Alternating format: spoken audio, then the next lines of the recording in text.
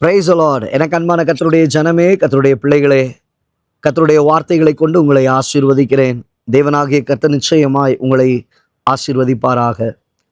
இந்த நாளிலும் புலம்பலின் புஸ்தகத்திலே 2ஆம் அதிகாரம் 19வது வசனத்தில் வாசிக்கிறோம். எழுந்திரு, ராத்திரியிலே முதற்சாமத்தில் கூப்பிடு, ஆண்டவரின் சமூகத்தில் உன் இருதயத்தை தண்ணீரை போல ஊற்றிவிடு.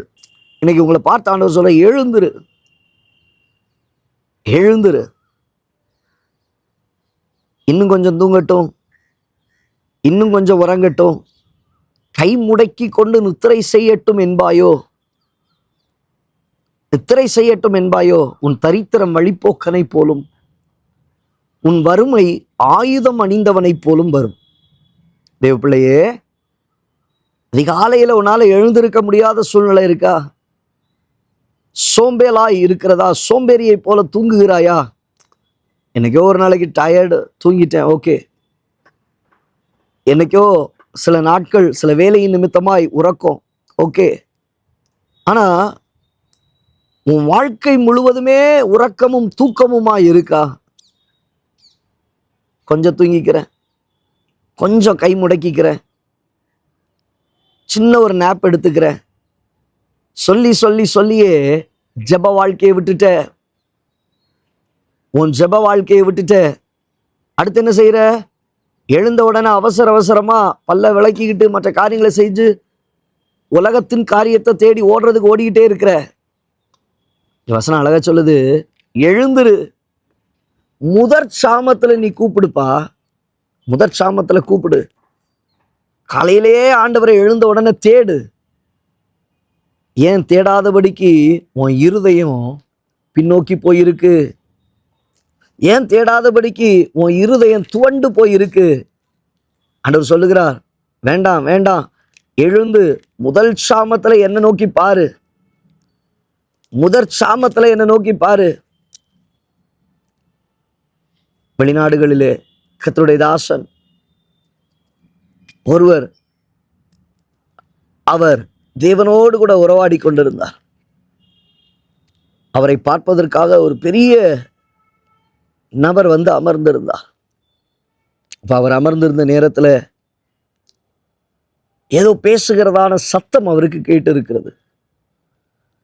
முக்கியமான நபர் நம்ம வந்திருக்கிறோம், நம்மள்கிட்ட பேசாம உள்ள என்ன பண்ணிட்டு இருக்கிறாரு அப்படின்னு சொல்லி அவருடைய உதவியாளர்கிட்ட கேட்கும்போது அவர் சொன்னாராம், குறிப்பிட்டதான ஊழியக்காரர் முதல்ல எழுந்த உடனே தேவனோடு கூட அவர் பேசுவார், தேவனோடு கூட அவருடைய நேரத்தை செலவிடுவார், அதன் பின்பாக தான் எந்த மனுஷனையும் அவர் சந்திப்பார் என்று சொல்லி.